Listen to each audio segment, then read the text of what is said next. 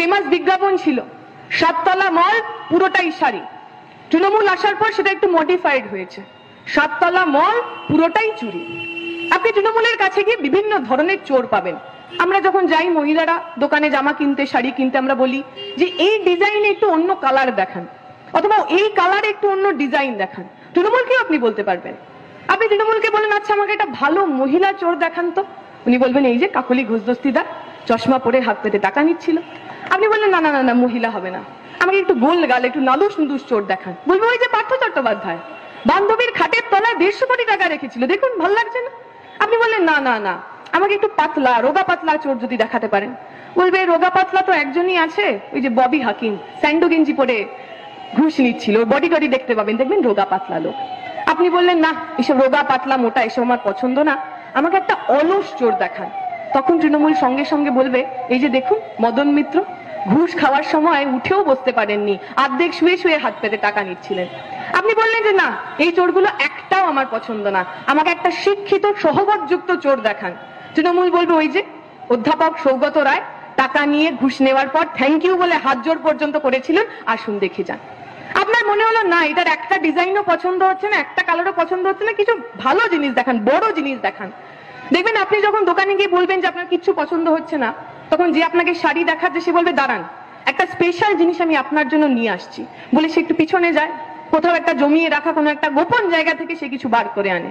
আপনি যদি তৃণমূলকেও সে কথা বলেন যে একটু বড় ভালো দড় মাপের চোর দেখান, আপনাকে নিয়ে যাবে পিছনে, আর ওই বিজেপির অফিসের সামনে গিয়ে বলবে ওই দেখুন আমাদের সবচেয়ে ভালো প্রোডাক্ট, সবচেয়ে বড় চোর শুভেন্দু অধিকারী বসে আছে, ওর চেয়ে ভালো চোর, ওর চেয়ে ভালো ডাকাত আমরা এর মধ্যে আর প্রডিউস করিনি, ওকেই নিয়ে নিই।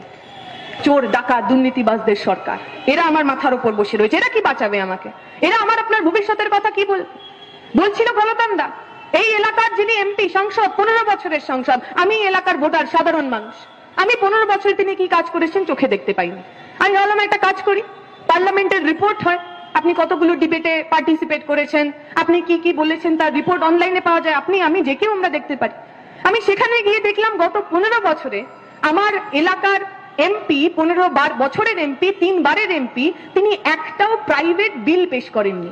শ্রীরামপুরের মানুষের সমস্যা নেই, শ্রীরামপুরের মানুষের যন্ত্রণা নেই, শ্রীরামপুরে এই যে এতগুলো বন্ধ কলকারখানা, এই এতগুলো বন্ধ জুট মিল, তা নিয়ে একদিনের জন্য কল্যাণ ব্যানার্জি দিল্লিতে কথা বললেন না কেন? এই পুরো শ্রীরামপুর অঞ্চলে বিভিন্ন জায়গায় বন্ধ কলকারখানায় যে বড় বড় অট্টালিকা তৈরি হলো, রিয়েল এস্টেটের ব্যবসা তৈরি হলো, তাই নিয়ে কল্যাণ ব্যানার্জি একদিনের জন্য ওই পার্লামেন্টের ভিতরে কথা বললেন না কেন?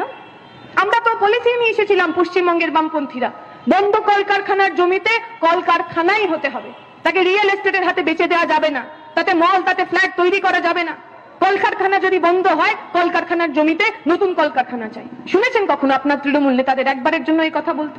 আমি যখন এই কথা বলছি, আজ থেকে 2 দিন আগে এই ভদ্রেশ্বরের জুট মিল বন্ধ হয়ে গেছে, সেখানকার কর্মীরা বাইরে বসে আছে। আমরা চাপদানিতে গেছিলাম ওই জুট মিলে মহল্লায়, শ্রমিক মহল্লায় প্রচার করার জন্য।